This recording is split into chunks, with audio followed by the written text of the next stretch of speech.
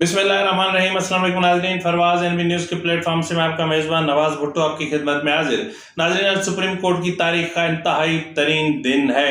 यानी आज supreme court ये तय करेगी कि मास्टर ऑफ रोस्ट्रम कौन होगा और इसके अलावा ह्यूमन राइट्स सेल का रिकॉर्ड कहां चला गया और 184(3) को किस तरह पॉलिटिकल इंजीनियरिंग के लिए इस्तेमाल किया जाता रहा और कितने जजेस हैं जिनकी वजह से फैसला किस तरफ जाएगा, यानी supreme court practice and procedure act के खात्मे की तरफ जाएगा या उसको जो है वो जो अपना मास्टर ऑफ रोस्ट्रम है क्या उनकी वही हैसियत बहाल रहेगी और इसको जो है वो जो एक्ट है इसको वापस कर दिया जाएगा या इसके हवाले से कोई कमेटी बना के और इस मामले को सुप्रीम कोर्ट अपने तौर पर खुद देखेगी।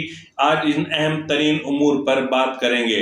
नाज़रीन, अगर आपको हमारा व्लॉग पसंद आए तो आपसे इल्तमास है कि मेहरबानी करके मेरे चैनल को सब्सक्राइब करना, लाइक करना, शेयर करना मत भूलिएगा, बेल आइकन दबा दीजिएगा और इस वीडियो की जो लिंक है उसको व्हाट्सएप ग्रुप्स में ज्यादा से ज्यादा शेयर कीजिएगा, आपकी मेहरबानी होगी।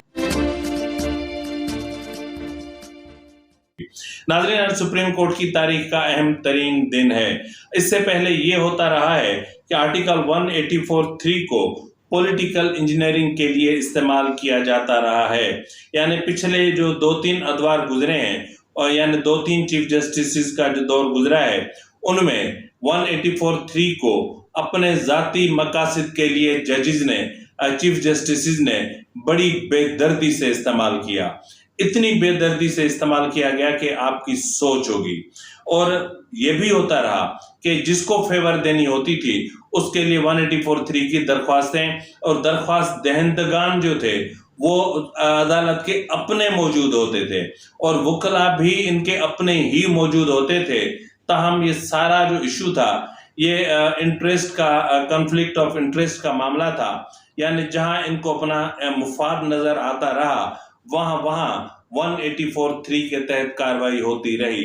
यही मसला है कि जस्टिस गुलजार यहां से भागे और जाकर कराची में नस्ला टावर को गिरा दिया, लेकिन नस्ला टावर के मुतासरीन आज भी धक्के खाते फिर रहे हैं लेकिन उनको इंसाफ नहीं मिल रहा।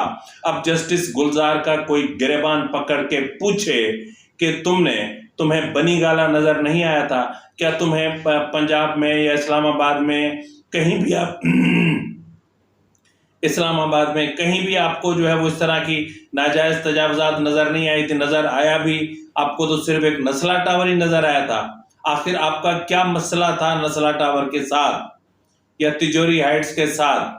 कोई मामला था? ये वाला मामला था? आखिर क्या वजह थी कि मलिक रियाज को तो आप लोगों ने बहरिया की जमीन कोड़ियों के मोल दे दी, लेकिन यहां पर आपका जमीर कहां चला गया था? आपकी मुनसफी कहां गई थी? शर्म आती है आप लोगों की। तारीख इतनी गंदी, बदबूदार और घिनौनी है। बहरहाल नाजरीन, आज जो मामला होगा वो बड़ा ही जो है वो एक अहमियत का हामिल है। जिस तरह गुज़िश्ता रोज जो समाअत हुई उसमें जस्टिस काजी फायज ईसा ने कहा कि अवाम को इस फैसले के जरिए या इन समाअतों के जरिए जो अपना फुल कोर्ट की हुई हैं पैगाम जाए कि अदालत आइन और कानून की बजाय चीफ जस्टिस की मर्जी से चली है। माजी में यानी सुप्रीम कोर्ट है वो चीफ जस्टिस की मर्जी से चलती रही है। ये शर्मनाक बात है। माजी हमारा कितना अदलिया का शर्मनाक है कि अवाम को ये पैगाम जाए कि अदालत आइन और कानून की बजाय चीफ जस्टिस की मर्जी से चलती रही है। उन्होंने कहा कि चीफ जस्टिस के कदमों की साइज से आइन और कानून को नहीं नापा जाएगा या नहीं नापा जा सकता और कोई भी आए जाए या कोई भी चीफ जस्टिस आए, कोई भी चीफ जस्टिस जाए, अदालत इसी तरह चलती रहेगी आइन और कानून के मुताबिक। यानी जो आइन ने हुदूद मुकर्रर की हैं अदालत को इन्हीं हुदूद के तहत चलना है। नाज़रीन, यहाँ पर जस्टिस मुनीब ने जो है वो कुछ ऐसी तनकीदी कलमात अदा किए थे। यानी जब उमर अता बंदयाल की जो गंदयाल की गंदगी, बदमाशी और उसका जो है वो लुत्फराई का जब मामला सामने आया तो जस्टिस मुनीब जैसे सुलग उठे, उनको जैसे आग लग गई और उन्होंने कहा जी मैं तो सख्त तहफ़्फ़ुज़ात का इजहार करता हूं اور میں اپنے فیصلے میں اس کو ظاہر کروں گا۔ ناظرین، یہاں پر آپ کو ان سماعتوں میں ایک ڈفرنس آف اوپینین محسوس ہوگا، یعنی جس طرح میں کہہ رہا ہوں کہ 5 ججز جسٹس منیب، جسٹس اعجاز الحسن، جسٹس عائشہ، جسٹس شاہد وحید اور جسٹس مظاہر علی اکبر نقوی، یعنی وہ ایسا لگ رہا ہے کہ جیسے وہ اپنا مائنڈ دے چکے ہیں کہ master of the rostrum chief justice ہی رہے گا، کیونکہ ان کو پتا ہے کہ جسٹس قاضی فائز عیسیٰ کے بعد جو نیکسٹ چیف جسٹس آ رہا ہے اس کو 184(3) چاہیے۔ 184(3) نہیں ہوگا تو پھر ان کے پاس کچھ نہیں ہوگا۔ یعنی یہ وہ لوگ ہیں جو ہر صورت میں supreme court practice and procedure act کو ختم کرنا چاہتے ہیں، اور جبکہ دیگر جو ججز ہیں ان کا بھی مائنڈ کلیئر ہے، تاہم یہ معاملہ گھوم پھر کے 4 ججز پر آتا ہے، جن میں جسٹس حسن رضوی صاحب اور جسٹس امین الدین خان صاحب، جسٹس یحییٰ آفریدی صاحب اور جسٹس محمد علی مظہر صاحب۔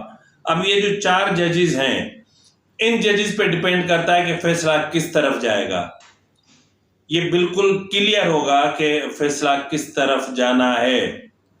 9-6 کے تناسب سے فیصلہ آئے گا، یہی چیزیں ہیں نا، 9-6 کے تناسب سے آئے گا، یا پھر اسی طرح کے تناسب سے یہ جائے گا۔ لیکن یہاں سوال پیدا یہ ہوتا ہے کہ جسٹس قاضی فائز عیسیٰ کا کیا جانا ہے؟ اگر آپ اس supreme court practice and procedure act کو بحال رکھتے ہو تو بھی وہ ماسٹر آف روسٹرم ہو جائے گا، اس کے بعد کیا ہوگا؟ اور اگر ختم ہوتا ہے اور اختیارات کی تقسیم ہو جاتی ہے، اس میں کیا ہے؟ اس میں کیا تکلیف ہے؟ اگر کسی کو رائٹ آف اپیل ملتا ہے تو اس میں ان ججز کو کیا تکلیف ہے، ان کو کیا پرابلم ہے؟ میں نے کہا نا کہ یہ وہ ججز ہیں کہ جنہوں نے 184(3) کو پولیٹیکل انجینئرنگ کے لیے بڑی بے دردی سے استعمال کیا ہے، شرمناک انداز میں استعمال کیا ہے۔ ناظرین، تاریخ اپنے آپ کو ظاہر کرتی ہے، تاریخ بتاتی ہے، تاریخ چھپتی نہیں ہے، چھپاتی نہیں ہے۔ جس طرح میں نے کہا نا کہ جو ہیومن رائٹس سیل کا جو ریکارڈ ہے وہ جلا دیا گیا ہے، کیونکہ اس میں 184(3) کے کیسز میں کیا کیا ہوتا رہا، اس کے سارے کارنامے، ان کے سارے کرتوت، ان کی ساری سیاہ کاریاں اس میں موجود ہیں۔ اور اب ہونا تو یہ چاہیے کہ اس کی تحقیقات ہوگی تو ہی پتہ چلے گا۔ اس کے علاوہ ناظرین، جسٹس اپنا آصف سعید کھوسہ نے فروری 2019 میں ایک عدالتی اصلاحات کا یعنی 184(3) کے حوالے سے ایک ڈرافٹ تیار کیا تھا، اور اس میں پھر ججز نے آپس میں ڈسکس کیا تھا، پھر ایک کمیٹی بنی تھی، اور اس کمیٹی میں 184(3) کا وہ جو ایک ڈرافٹ تھا وہ لاپتہ ہو گیا، وہ گم ہو گیا، وہ پتہ نہیں کہاں چلا گیا۔ یہ بہت شرم کی بات ہے، بہت افسوس کی بات ہے کہ اس طرح کے کتنی اپیلیں، کتنے ڈرافٹ، کتنے کیسز، کتنی ہیومن رائٹس کی درخواستیں، کتنی کرمنل پروسیڈنگز کی درخواستیں، کتنی ضمانتوں کی درخواستیں، کتنی ملکیتوں کی تقسیم کی درخواستیں اسٹور روم میں پڑی ہیں، لیکن ہمارے جج صاحبان کو ذرہ برابر بھی نہ لحاظ ہے، نہ حیا ہے، نہ شرم ہے کہ معاملات کو عدالتی اصلاحات کے ذریعے معاملات کو کسی اچھی اور بہتر سمت لے جایا جائے، لیکن وہ ایسا نہیں چاہتے۔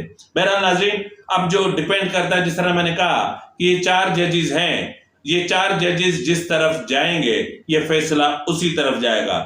جس پلڑے میں ان 4 ججز یعنی جسٹس حسن رضوی صاحب، جسٹس امین الدین خان صاحب، جسٹس یحییٰ آفریدی صاحب اور جسٹس محمد علی مظہر صاحب، یہ ان پر منحصر ہے کہ یہ کس پلڑے میں اپنا ووٹ ڈالتے ہیں۔ جس پلڑے میں انہوں نے اپنا ووٹ ڈالا، سمجھ لیں، جس طرح میں نے کہا نا کہ 5 ججز جن میں جسٹس منیب اختر، جسٹس اعجاز الحسن، جسٹس عائشہ اور جسٹس شاہد وحید اور جسٹس مظاہر علی اکبر نقوی، 5 یہ اور 4 وہ، 9 ججز یہ ہو جاتے ہیں۔ اگر 9 یہ ہو جاتے ہیں تو پیچھے مائنارٹی میں 6 ججز رہ جاتے ہیں، اور اگر یہ 4 ججز ادھر چلے جاتے ہیں تو پھر جو ہے وہ بہرحال آج انتہائی اہم دن ہے، اور سپریم کورٹ کی تاریخ کا اہم ترین دن، اور یہ وہ دن ہے جو سنہری حروف میں لکھا جائے گا، کیونکہ ان سماعتوں کے دوران ہم نے ججز کو بھلے انہوں نے اداکاری کی ہو کہ ہم ایک ہیں، ہم ساتھ بیٹھے ہیں، لیکن ان کے کنڈکٹ سے، ان کے بیہیویئر سے، ان کے سوالات سے، ان کے وکلاء کے منہ میں سوالات یعنی جوابات کا لقمہ سوالات کی صورت میں ڈالتے ہوئے دیکھا گیا، اور آج بھی ایسا ہی محسوس ہوا کہ چیف جسٹس کو کہنا پڑا کہ آپ کو جو کہنا ہے وہ آپ اپنے جو فیصلے میں یا جو آپ اپنا آرڈر تحریر کریں گے اس میں لکھ دیجئے گا، یہاں کہنے کی کیا ضرورت ہے۔ تو بہرحال بہت ساری چیزیں ہیں، اب کیا کہہ سکتے ہیں، ججز ہیں، ججز کی مرضی ہے۔ جسٹس باقر نجفی کے بیٹے کو پروٹوکول چاہیے، اور chief justice Lahore high court کے پاس جو ہے وہ GOR میں 3 عالی شان قسم کے بنگلے اس کو الاٹیڈ ہیں۔ عیاشی کی زندگی ہے جی، جیو کھاؤ پیو عیش کرو۔ اور یہ بھی اطلاعات ہیں کہ علی باقر نجفی کا معاملہ سپریم جوڈیشل کونسل میں بھی جا رہا ہے۔ یہاں میں جاتے جاتے کچھ اور بھی خبریں ہیں، لیکن ٹائم کا مسئلہ ہے، تو ان خبروں کو میں اگلے ویلاگ میں شامل کروں گا کہ عمران خان کے خلاف جو ہے وہ نیکسٹ جو ہے وہ کون آ رہا ہے، اور صداقت علی عباسی کا بلاخر انٹرویو ڈان ٹی وی نے ٹیلی کاسٹ کر دیا۔ اب اس انٹرویو میں کتنے بڑے جھول ہیں، کتنے بڑے تضاد ہیں، اور کہاں کہاں جمپ ہیں، اور کس طرح کا انٹرویو ہے، اور اس کے بعد ڈان ہی میں کام کرنے والی ایک خاتون نے کس طرح کا ٹویٹ کیا، یہ سب ملاحظہ کیجئے گا اگلے ویلاگ میں۔ فی الوقت اتنا ہی، فی امان اللہ۔